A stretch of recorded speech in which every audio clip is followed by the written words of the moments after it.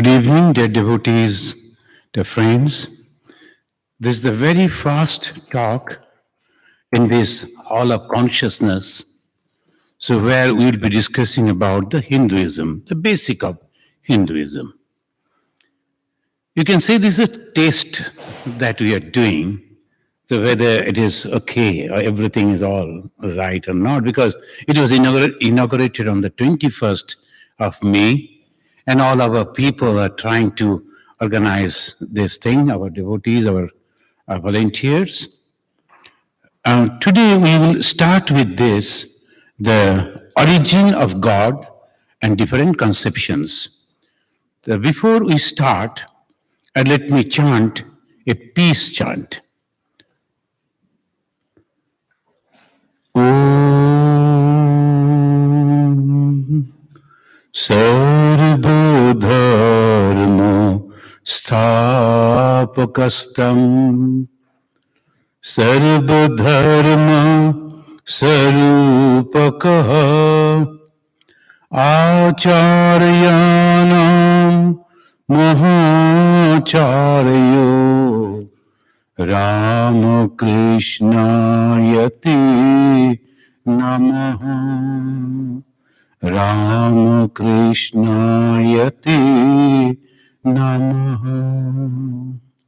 I bow down to the Lord Sri Ramakrishna, Bhagavan Sri Ramakrishna, who is the embodiment of all religions.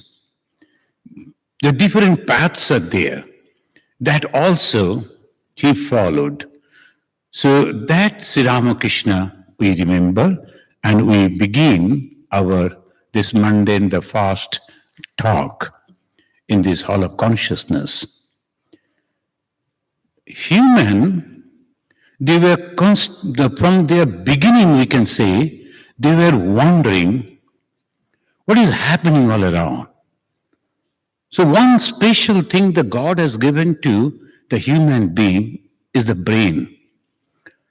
He can think, he can cognize, he can analyze, he can understand good and bad.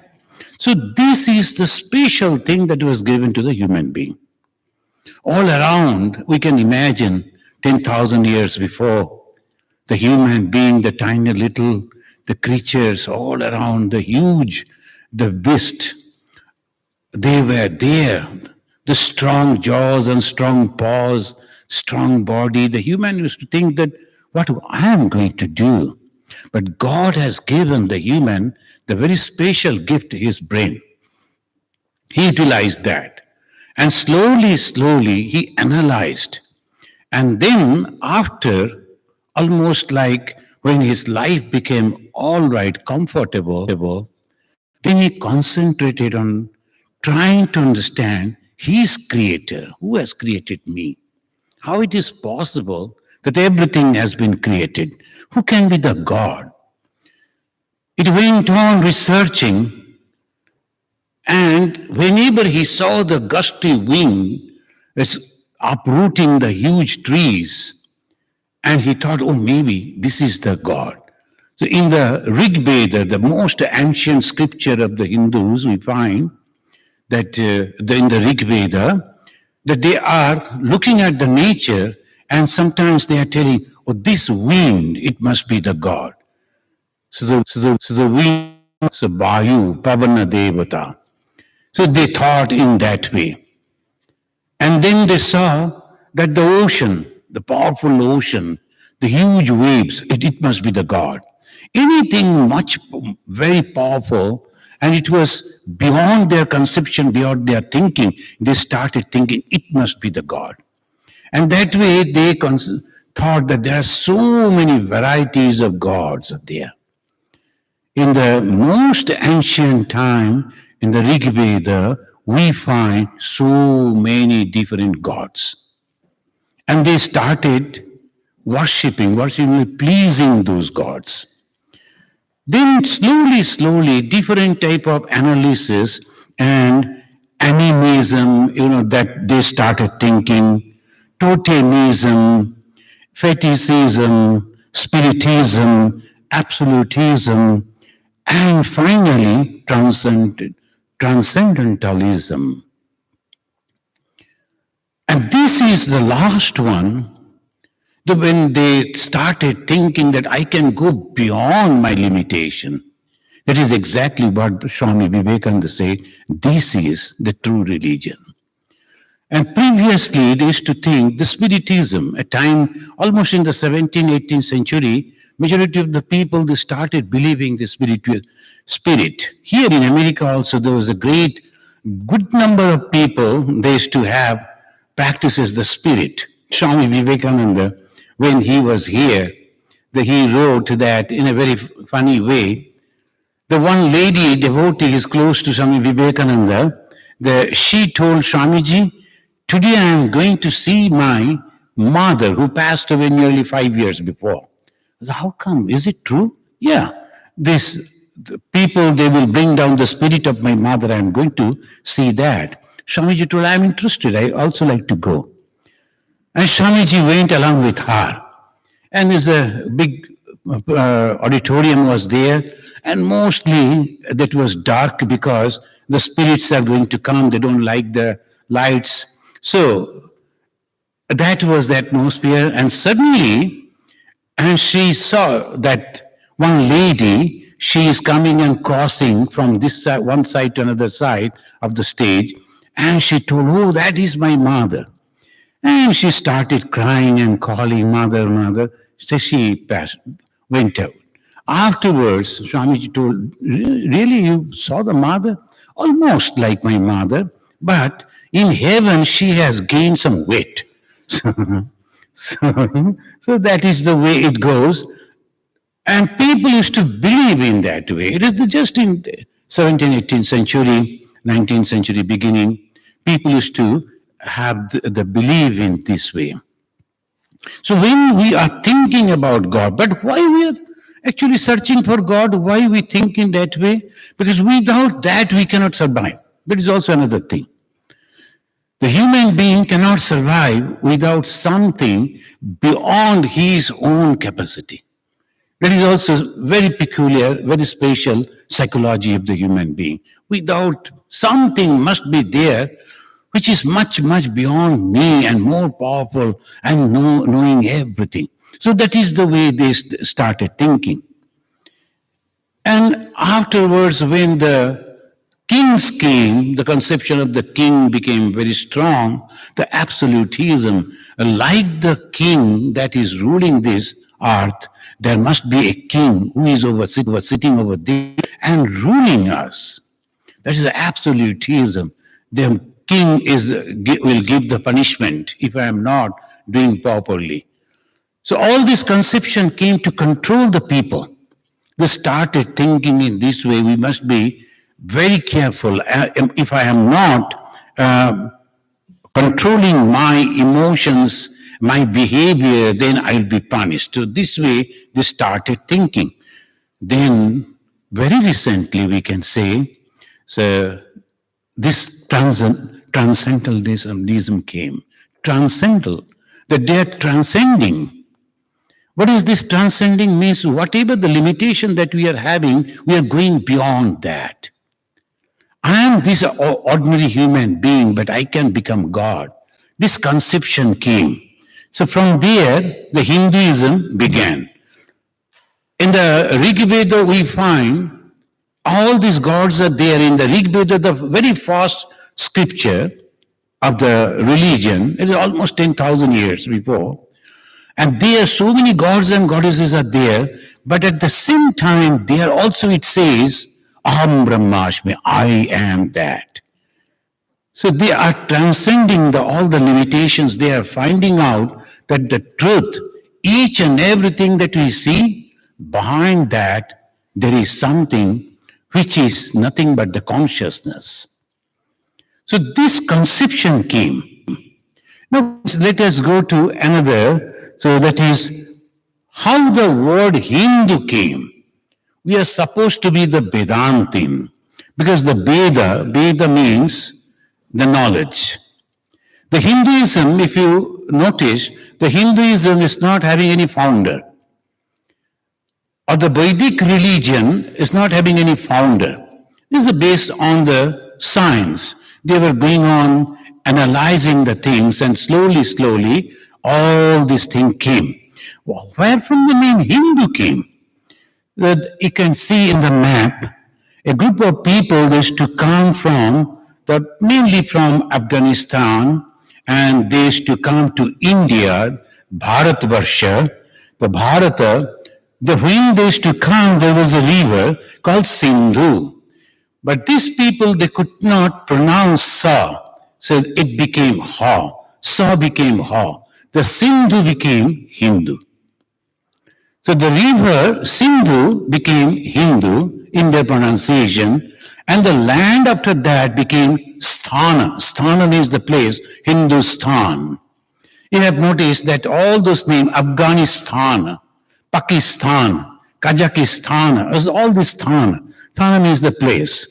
So obviously the Hindu Sthana, each and every one that is living after that river, Hindustan. And then afterwards, the philosophy they followed became Hinduism. This Hinduism that we are thinking, so this way its name came. Some people, they don't like it. They say, no, we should change it. But now it is too late. It has become so popular and so well known. So it is impossible to change the name. But Swami Vivekananda preferred that it should be Vedika Dharma. What is Veda? Veda means knowledge. So Vedika Dharma means knowledge that based on the Veda. Now, what are the Vedas? If you find that there are 4 different Vedas, so how the knowledge can be 4 different ways? Knowledge is the same, but the expression of that knowledge, that was in 4 different ways. Sometimes some teachers, they'll be teaching through songs. If you notice that many are there, they'll be singing only, all the time they'll be singing, and all the explanations are through songs. Even in Hinduism, there are a group of people, they call Baul. They always sing songs, but they are not singers. They are all religious people. They will be singing the bhajan, they will be dancing, they will be traveling from one place to another, and constantly they are having the musical instrument in their hand, and they will be singing the way. And when they are giving you the teaching, that also they will give through the songs. So that song is called Samaveda. The Sama, the third one that you see, all the songs. Then Rik, the small, 2 lines, sometimes 1 line teachings.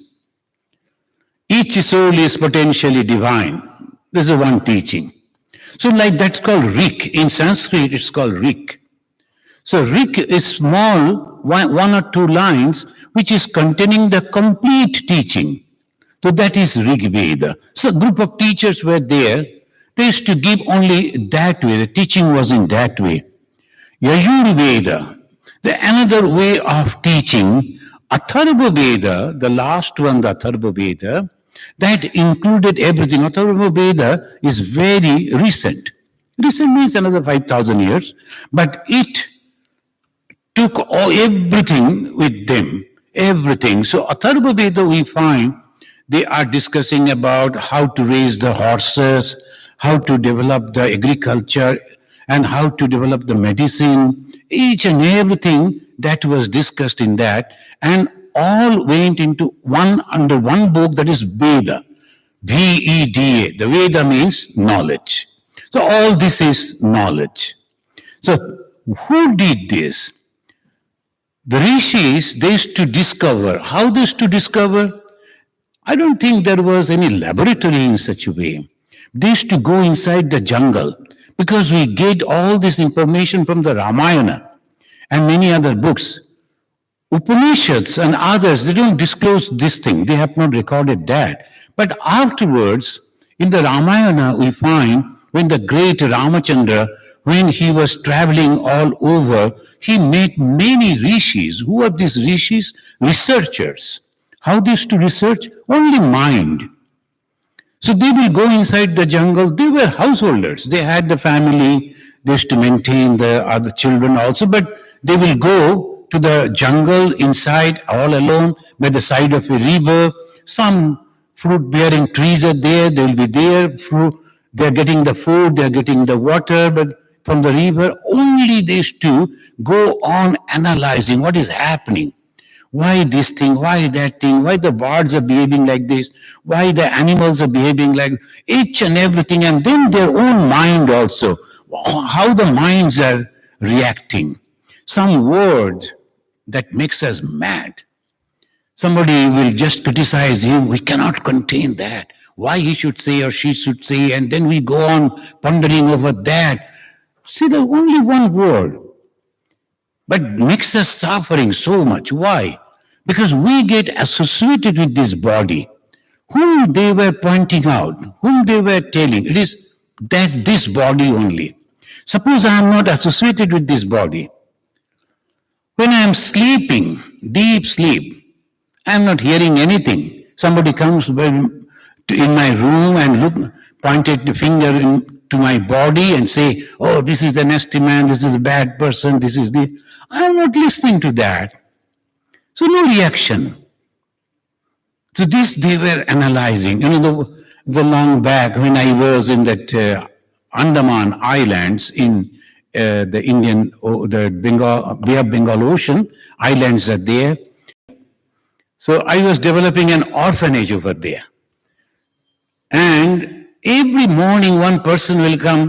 Morning means in the night time he used to come and sleep in front of our temple. And the fully drunk one. Without removing him, it was difficult to open our door, the temple door. So some of the boys and sometimes me also used to help. And so he was so heavy. And boys are young boys, so somehow we used to drag him a little one side towards the road and then open our temple and we used to pray and all that. Then when he will get up, he will go on abusing us in his own language, that is Telugu. And I never knew Telugu and all those boys were also not understanding. So he was going on using abusive words, but that never reacted us. We were very happy that he is saying something. Then one boy joined and he knew Telugu language and he said, Swamiji, he is using very filthy language. And hey, don't translate. If you translate, then the reaction will come. If you don't translate, I don't understand what he's saying. So how the mind works. In the modern times, if you look at our mind, we are suffering because we are accepting those words. And if we don't accept, no suffering. So association with the mind. But what is this mind? So all these analyses they used to do, and that is called jnana, that is called knowledge, that is called Veda.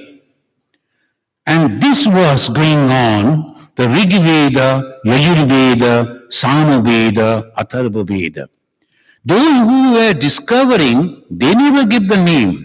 Much afterwards, one very intelligent person came and he thought that we must record it, keep it. They used to give, previously, they used to tell to the students, you should not write it down, should remember. Even today, the Hindus, we gave the mantra diksha. We never allow our students to write down the mantra. No, you should not. You should remember it. Why? Because focusing on that. When you are listening, very attentively you are listening. And then you must focus on that. And go on repeating so that you can remember. So like that, this teaching, the tradition is there. In those days also, the whole Veda, they used to memorize. The guru will say something and the disciples will memorize. It's not the whole thing. One guru sitting over here, another teacher over there, another teacher over there. They will be telling them and they will be listening and they will be learning in this way. So this is the way they used to learn. And one person came, a Vyasa. It's called Veda Vyasa. He collected all the information. He had very intelligent 4 students. He sent them different parts of India. He would go and collect all this information. They started collecting information. Then afterwards they saw some are in the musical form, some are in the small quotation form, some are the stories. So divided them.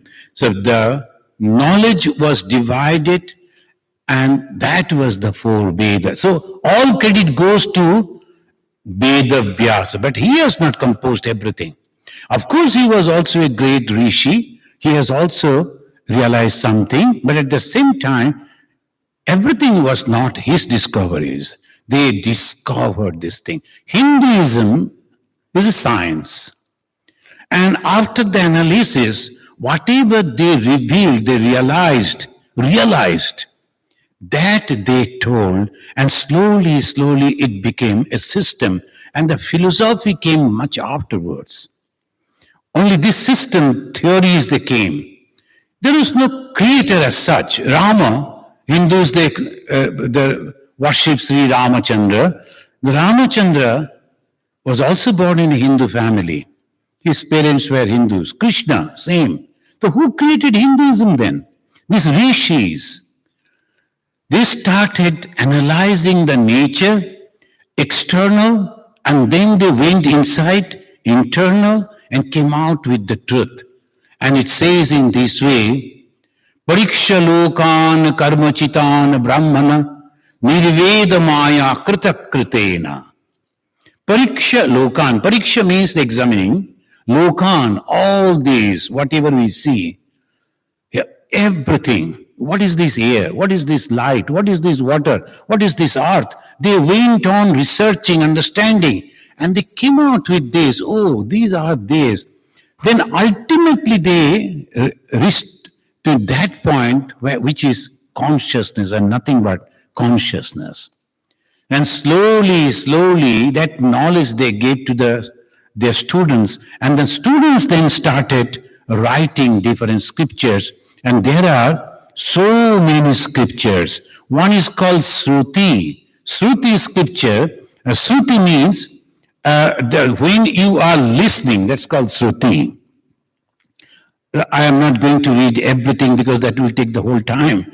So there are so many are there. First is the Shruti. The teacher will say, the student will listen. That's called Shruti. Just by hearing, memorizing, practicing, and then realizing. So that is called the Shruti. Then came Smriti. Smriti, the same type of very highly respected scripture, but at the same time they were written down. They were heard by someone and then written down. So Smriti. Then came the Darshan Sastras. And the Darshana means the philosophy. When the philosophy came, they started analyzing. The moment you are analyzing, your analysis may not go with same with mine. So different analysis. I heard a sound over there and I thought, oh, maybe somebody was giving the brake in the car. Oh, no, it is the door that actually because of the wind. So same sound, three people will analyze three different ways. It is not the door. Somebody shouted. I thought it's the car that making the sound.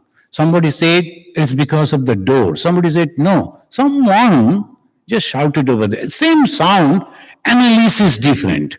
Because understanding, that is called philosophy. Why so many different paths? Because of the philosophy. In Hinduism, you'll find so many. And go to Christianity, so many varieties. How it is possible? Only one God, that is Lord Jesus. Only one book, that is Bible. But why then so many churches, different churches, and different signs, different, or everything different? Well, I think it should be in this way, that much. And Hindu philosophy also, they started analyzing the truth, the highest, in many different ways.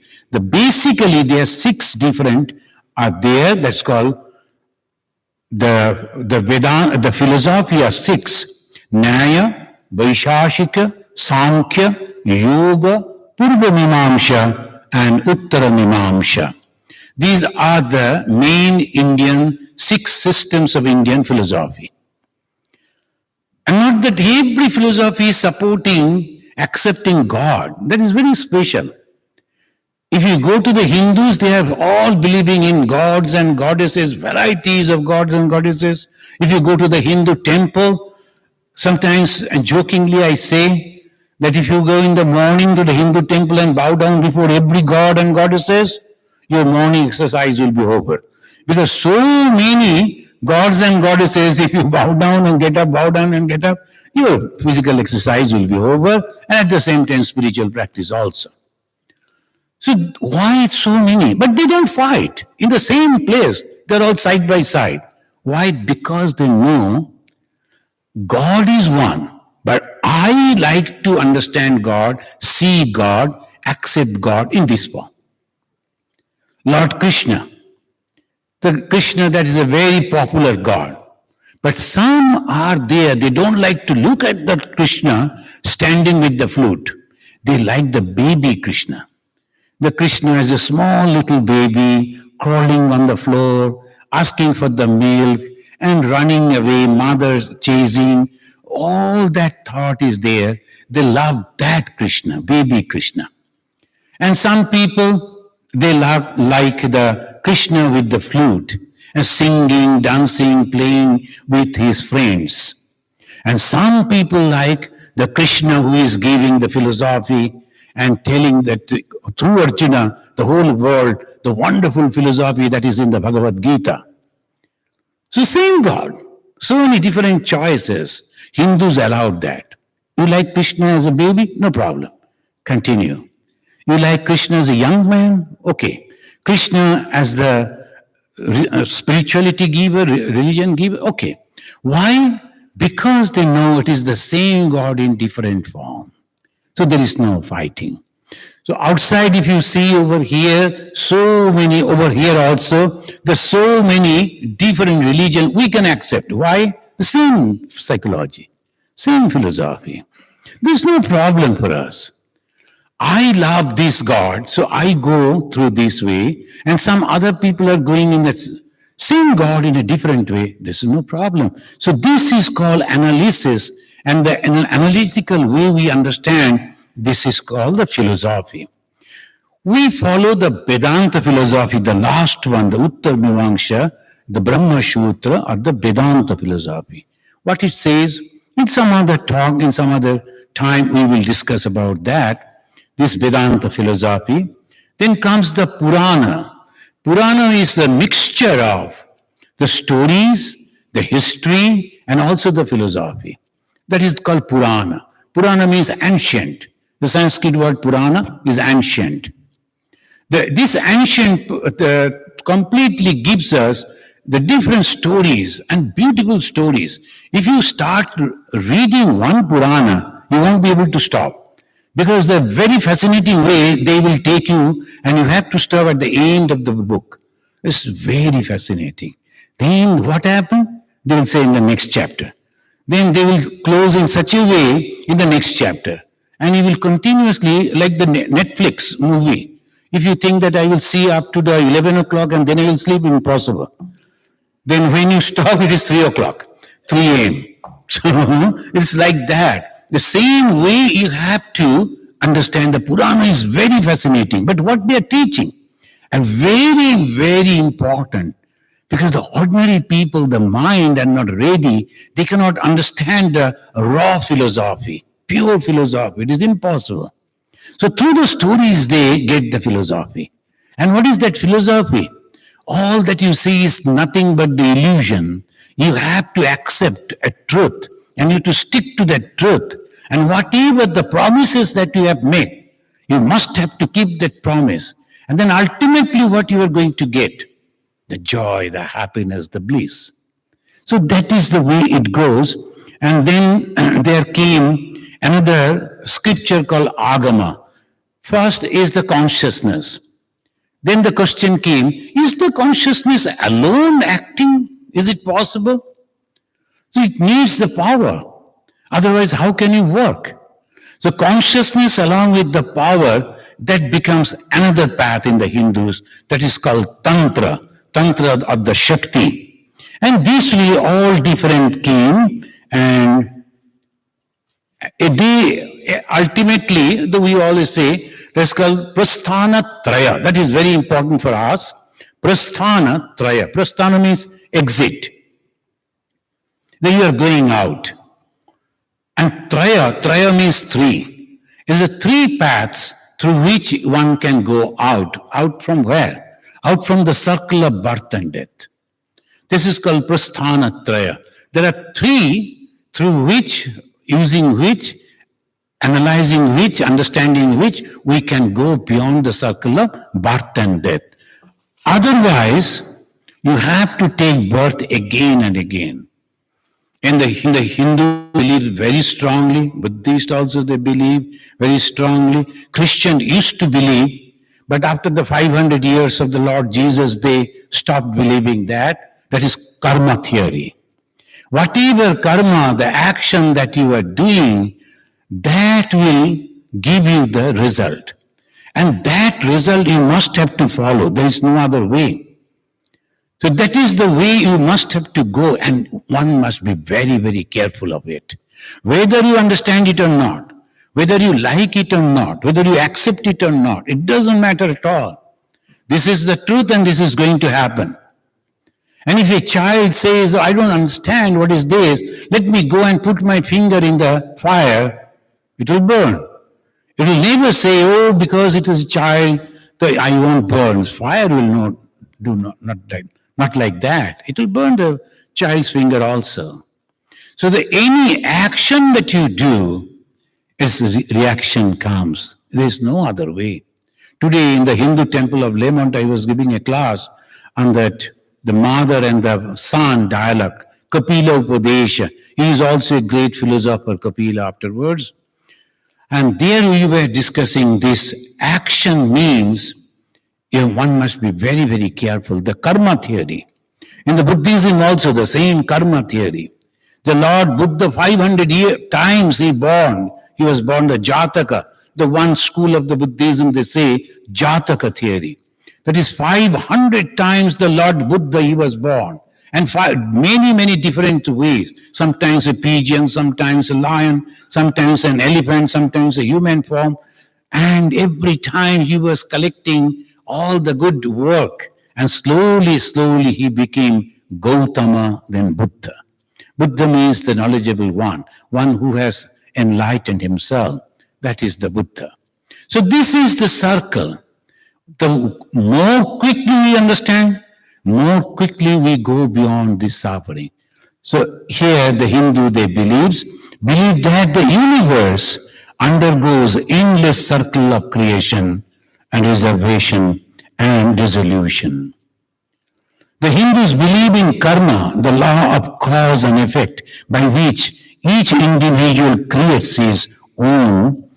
The Hindu believes that the soul reincarnates, evolving through the many births. Hindu believe that divine beings exist unseen world and that worship, ritual, sacraments, and personal devotional, everything that goes to the devas of the God. Hindu believes that an enlightened master or a Satguru is essential to know the transcendent absolute. The Hindu believes that all life is sacred, to be loved, to be revered, and therefore practice ahimsa, injury in thought, word, and deed. Hindu believes that no religion teaches the only way to salvation above all others, but all the continued paths are the facets of God's light, deserving tolerance and understanding. So this is the way it goes. Now friends, we will go to the offshoots of Hinduism. From the main Hinduism, how many different schools that came out. One is the Jainism, Buddhism, and Sikhism. These are the three. Of course, these three different schools, they developed. Then Buddha was born in a Hindu family. Buddha was initiated by a Hindu guru, and the Lord Buddha slowly practiced that, and he became the Buddha, the knower of the truth. So he was the Gautama. Then he became the knower of the truth, Buddha. Buddha means the knowledge. So what is that knowledge? Is the knowledge of the one. Knowledge that everything is nothing but the consciousness. And he expressed that in a many different ways. But he was a very practical type of person. That's why he said, there is some different type of stories are there about Buddha. One person came and told, "I like to know about God from you." So the Buddha, he asked, "Have your father seen God?" "No." "Do you think his father, your grandfather?" "No, sir, I don't think." "Your father, your grandfather, and none of your family, anyone saw the God. Why you are caring for that? Why don't you tell the truth? Why don't you practice the non-injury? Why don't you practice these? So Buddha was very practical. He never wanted to put the people on unnecessarily for all this. Why? Because at that time, Hinduism became only because the kings were there, and all these priests who used to earn from the kings by saying, "Oh king, you have to do this, and you have to spend this much money, this much gold, this much thing you have to give in gift, so that you'll be free from that." The Buddha wanted to go out of that and to the truth, the real truth. So that's why Swami Vivekananda said, Buddha was a rebel child of Hinduism. He actually revolutionized the whole Hinduism, and he gave the knowledge. And then if we look at the Jesus Christ, you will find the same thing. He went to a synagogue, and when he saw in the synagogue the people are talking about business, they are sailing in the name of religion, and he took up a stick and they started chasing those people. "Don't make my father's house a business place." Look at this. These people, they like to help people. They like to help the masses. They like to guide them directly to the realization of God so that they will get joy, peace, happiness. But people don't have the patience to practice that. Swami Vivekananda said, unselfishness is more pain, but we don't have the patience to practice that. Unselfishness is God. In the definition, Swami Vivekananda said, what is God? Unselfishness is God. In the Jainism also, the same type of ahimsa they said. And what is ahimsa? Non-violence. What is this non-violence? Not having any anti-thought about anything. That is called ahimsa. And it needs to practice. And this ultimate, this ahimsa can be practiced by few, not all. When that was the society, the whole society, they were asked to practice that, they were confused.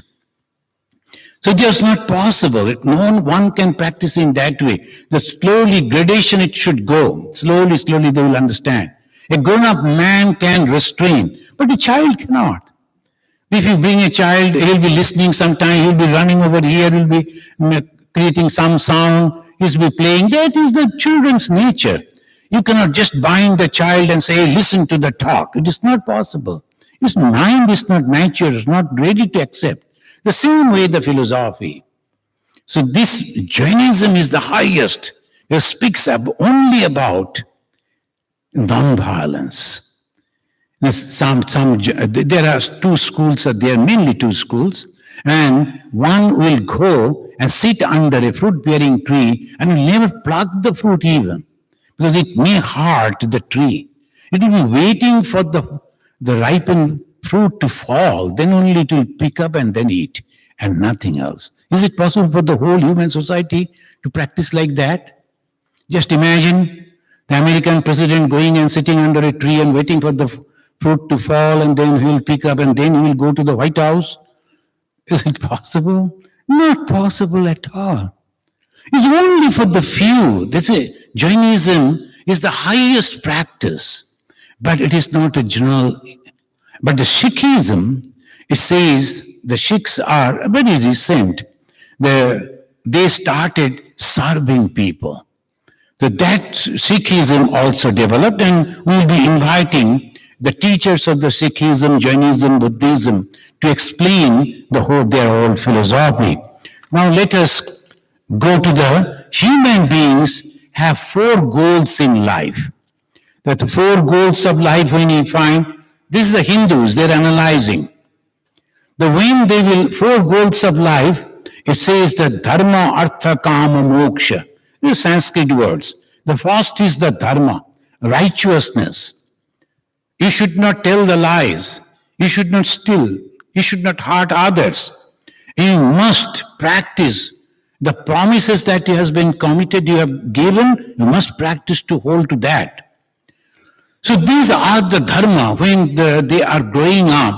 So they used to teach them Satyam Bada, Dharmam Chara, and like that they will be going on. In the Upanishad, there's a series of teachings are there.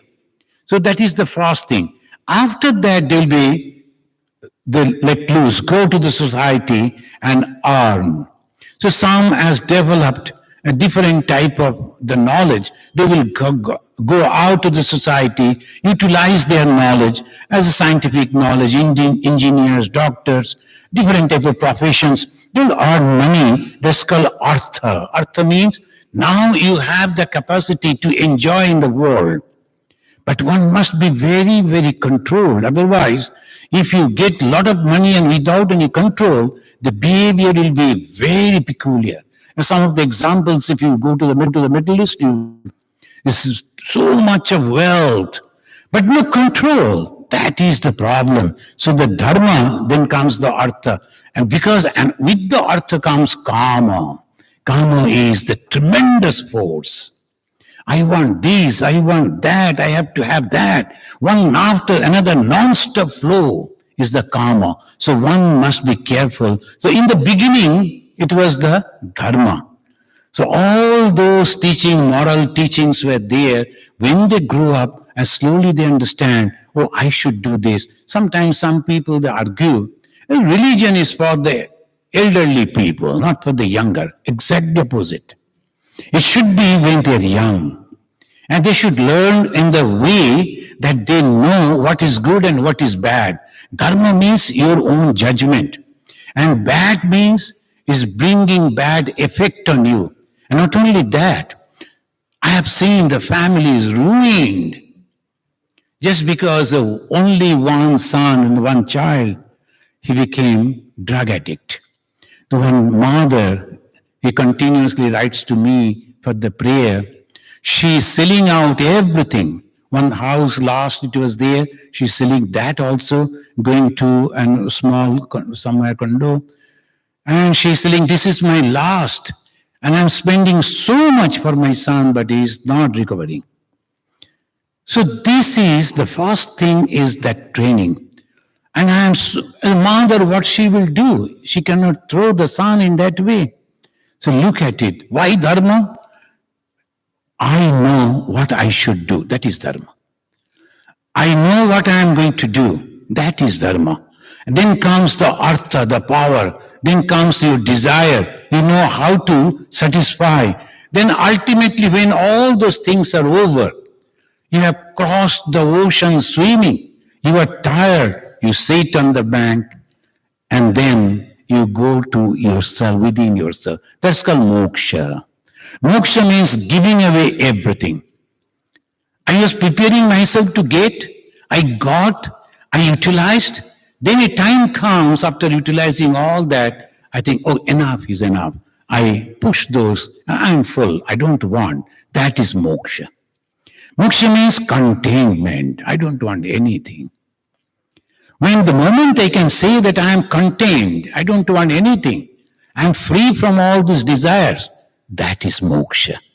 And what you will find in the moksha? Eternal bliss.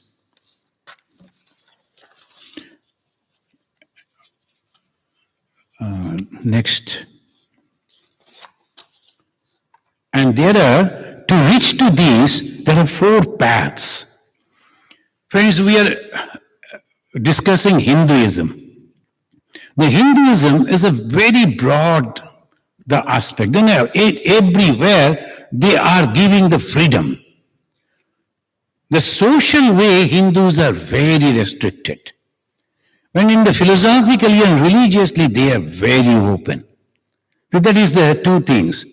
And in the Western life, the life is very open. What I am going to eat, what I am going to wear, whom I am going to marry, where I am going to stay, all my freedom. But the religion, no, you're going to do this. You have to, every Sunday you have to come, you have to sit like this, you have to do this, and all restriction. Hindu is exactly opposite. You cannot eat all this and that. Immediately, all the head of the societies, they will come, no, you cannot eat like that. What you are doing? You cannot eat that. You should not wear this type of dress. You cannot do this, you cannot do that. The restrictions is there. But at the same time, in the religion, completely free. Whatever path you like to follow, you can follow. And what are the paths?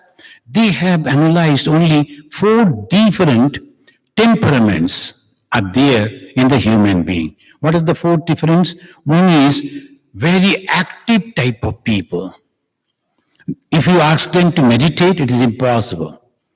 And if you ask them to go and help a person the 10 miles away, immediately in the dead night, they will take out the car, they will drive over there, they will help the person. They are very good in all those. And they feel joy in doing that. But sitting in one place and meditating, it is very difficult for them. And if you ask, oh, please go and sit in the temple and meditate and pray, no, it is a punishment to them. So the karmic way, the karma, the very active, they are Hindus, they say, well, why not? Follow that path. Do that, but not for yourself. It is for God. The unselfish work. Any work that we do in an unselfish way, unselfish means not expecting anything from any return from that, against that karma. You will reach God. True. True, because you are not expecting anything. And that gives detachment. This is the karma. And jnana. Jnana means they will be analyzing constantly. Who is eating? Am I eating? The body? No, I cannot. Who is drinking? Not this body. Mind, no, mind doesn't eat or drink. Then who is doing it? They are eating. Maybe in the pot belly they will sit and they are eating, and at the same time, the person of the path of jnana, he'll be going on analyzing. He's eating and thinking, who is eating? And then slowly they came in a very unique way. They'll be telling, see, when I am awake, I am talking with you, my body and my mind and my consciousness, these 3 are all there. Then when I am sleeping, that same person, sleeping and dreaming, is another stage of life where my body is absent, but my mind is active. So look at it, my mind is active. That means without the body, I have a personality, that is mine. And I feel the same way when I am awake, the same way in my sleep also. I am perspiring, I am enjoying, I am suffering, I am feeling angry, I am feeling distressed. Everything that I feel when I am awake, same thing in the dream stage also. That means, what is this? Without the body, I have my existence. My mind is there. And sometimes I don't see the dream also. Then where I am? I am not the body, I am not the mind, because I am not dreaming. But after the sleep, I get up and say, oh, it was so wonderful. I slept like a log of wood, and that is very satisfying. Each and every soul, every one, we are experiencing this almost every night. But these people, they will analyze, yes, what is this 3rd one? My body was absent, mind was absent. What is that 3rd one? And that is called the self, the soul. And they will call it, if you can, when I am sleeping, I am going to that stage, and I am coming back again the same old soul. But if I meditate and slowly forget my body, slowly forget my mind, and go to a conscious, very joyful state, that is called Chaturtham, the 4th stage. The first is a waking, then second is a dream, and third, dreamless sleep, and fourth is the enlightened one. That is called the Jnana Yoga. Bhakti, emotion. I see a flower, I feel like giving it to God. I see a very beautiful smell, immediately I like to offer to God. I like to dress, I like to cook, I like to do all this. That emotional way attached to the God, that's called bhakti, and this is very simple and very helpful path. The karma and jnana, of course good, but very difficult. But bhakti, the devotion, is unique. And it is present in many people. Only thing, if we are thinking about that devotion, we always give to son, children, and the grandchildren, and all that. It's a wastage. Of course, it's good. You are just enjoying. But when you are giving it to the son, maybe after 18, 20 years, he has gone out, he is somewhere else, you don't find him, that is gone. And then you always find for grandchildren. Same satisfaction, you are going, running to the grandchildren, trying to get that, and after a few years again they are growing up, you lose that too. Then you are thinking, it goes on. But these emotions, if you are attaching with the God, then you will get the fullest satisfaction. Fullest satisfaction. Same emotion that you were utilizing with your son, with your grandchildren. And if you give it to the God, you find that fullest satisfaction. And that is called bhakti. And the Raja Yoga is a different type. Friends, from tomorrow onwards, every Sunday, one very trained yoga teacher, two of them, they will come and they'll be giving the teaching on meditation. Some of you must have already registered. And if you like, you can just tell it to your friends. It's free, but Sunday morning, 11 to 12. Come straight and then join that course. So that meditation means they will be teaching you how to withdraw the mind from outside.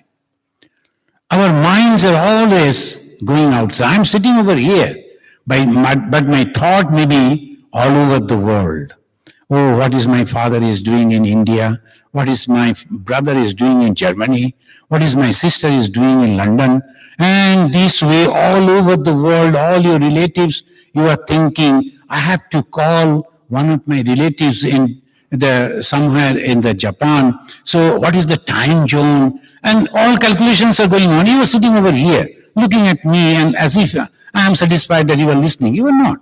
Your mind is all the time going all the way. So this mind, it goes in different places. Can it give joy to you? No. If it could give the joy to you, then there is no problem. As because it cannot give, we have to withdraw the mind. We have to control the mind. We have to make our own mind under our control. Kene sitam patati prasitam manaha. The disciple has come to his guru and asking, what is it? Who is controlling my mind? I don't like to see, but my eyes will go and see. I don't like to hear, but my ear will go and hear. Who is this? It is with me, and they are not listening to me. Who is controlling? As if someone from outside controlling my senses. What is it? So this is the way they started analyzing. And then he said, manasya, chakshuscha, chakshu, sotrasya, sotra. At the behind everything, there's the consciousness. Try to know that. So this is called Raja Yoga. And friends, we will be a little quick. And the 4 stages of our life. The 4 stages of our life, one is the student's life. That's called Brahmacharya. All human beings, they should learn to become human. That is called Brahmacharya. Brahmacharya means the practice to restrain the mind. Have you ever heard that the cow is attending the school to become a cow? No, it is not necessary. Animals and birds, Sometimes the dogs are particularly trained by the human being for their own work. But the dog is dog just from the birth. Fishes are fishes from the birth. But the human are not human from the birth. So they have to be, otherwise it is impossible. So there, the Brahmacharya. The Brahmacharya, this is a student life. Hindus, they understood it. So the whole human life, they made it 4 parts. First, from 6 to 16, they must learn. In those days, that was the way they used to teach. From 6 to 16, they will go to the Guru, they will stay with the Guru, they will learn from the Guru, and that is called Brahmacharya. Brahmacharya means that is the time when one should learn to restrain. Then Garhastha. And when you have learned this, then you go for marriage and wife, children, husband, all these, whatever the emotions are there that you are enjoying, but you know what you should do and how you should do. So Brahmacharya, Garhastha. Then after the retirement, after the 60, 65, when your body and mind slowly becoming tired, then that's called Banaprastha. Banaprastha means you have to go to the Bana. Bana means forest. Not literally. Banaprastha, you have to retire yourself. From what? From the active life. Why? Otherwise your mind will be always outside. So this is the time left. Maybe we will be 100 years I am leaving. So the 20 years and 25 years and 20, like that, the 425 if we make, the third 25, that period I must ready myself to detach from everything. When I was born, I was not knowing who is my father and mother. I was not knowing who are my relatives. I was not knowing my society, my religion, my language, nothing I was knowing. Then slowly somebody taught me, oh, this is your language, and this is your religion, and this is your culture, and this is your family. And I become so much attached to that I'm ready to fight with others for that. Then when I die, what happens to those people? So this is very peculiar. If you sit in one corner and look at the society that is flowing before you, you'll find very interesting. And if you can see the past lives, as Lord Buddha could, Lord Bhagavan Siddham Krishna could see the past lives, you will find that this man, he was playing for the bears, and now this time, after the next birth, he is playing for some other team, and like this it is going on. All changes. Same person who was fighting for this group A, and now, after the death, he is now going to the group B with whom he was fighting. Now from group B is coming. So these analyses at the time of Banaprastha, enough is enough. My play is done. Now I am withdrawing. And then comes the sannyasa. Sannyasa means samyak nyasa, the completely disassociating. Not that I am just going to die. I am living with everyone. But there is no attachment. We love children, but not attached. We are caring for each and everyone, but not attached. We are making all these beautiful organizations, institutions, trying to help people to understand each other so that they become friendly. Everything is all right. But I know this one, I am not going to be here for many years. These will go on. I am just trying. If they don't learn, let them do. So this is the pluralism in the Hindus. We can accept all this. Why? Because it's constantly changing. Today I am a Hindu. Tomorrow, next life, I may be a Christian. Next life, I may be a Jew. It can go changing. So why am I going to fight? What is the ultimate goal of religion? The ultimate goal of religion is peace and joy and harmony. So that is who am I, that answer when they get and they go on searching, and ultimately they find there is only one, and that is the consciousness that is present in everything. This beautiful body for which I am going to the gym, I am doing this, I am doing that. So many people, they're spending so much of time for their physical, and they'll be walking, jump, in the morning time, 1 or 2 hours they're running. Then in the afternoon, again they're going to the gym. 4 hours they're spending on the body. And after that, suppose he was supposed to live for 50 years, he'll be living with all this 55. Okay, for 5 years, so much of. So, but still people think that I am going to live for eternity. No, this is body will be with us. But body is nothing but like the garments. But it is the mind, it is the soul. So we give more importance to the soul. The soul is how we can do it. I think the 1 hour is over. I cannot conclude the whole thing. But I'll just say 1 or 2 words about the soul. We have a body, we can understand. We can touch it, we can feel it, we can smell it, we can taste it even. All that we know, the 5 organs giving us that we are body. So we are also much attached with the body. Then we have a mind. Next comes the mind. It's subtle. We don't understand. We cannot hold the mind. But we know there is a mind. How we know? Because when you are here, you are loving me, talking with me, helping me, appreciating me. I can feel that. Even the animals will also feel it. Mind is there. Though it is subtle, we cannot see it. We cannot touch it. We cannot taste it. We cannot smell it. But we know mind is there. The subtle thing is there. And behind the mind, there is another thing that is called, and the Western science, they stop over here, body, mind, complex. But the Vedanta, it says, no, behind that, there is a consciousness. And the consciousness, without that consciousness, your body, your mind will not work. When there is no consciousness, you are dead. And when you are dead, your mind will go away from your body. Because consciousness is not there. The mind will go away from your body. There is another discussion that mind will take all the impressions that you have done in this life, along with the past life, and it will go and search another body, and it will enter into that body to satisfy all those desires. That way it goes. So the body, mind, but consciousness is there.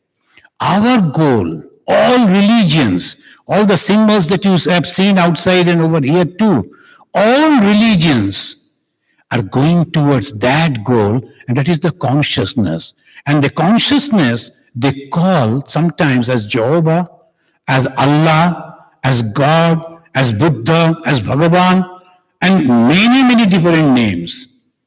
So that is why it says, truth is one. And sages call it by various names. Thank you, friends. Thank you. And this is Hinduism.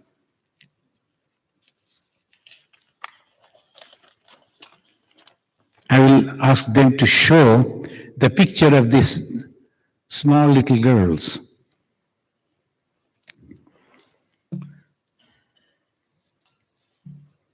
Yes. The first one, he is praying. Let us pray with that little girl and we conclude. Let me, O God, lead me from the unreal to the real. And you can repeat also.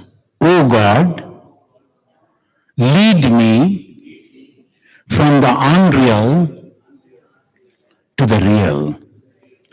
O God, lead me from the darkness unto light.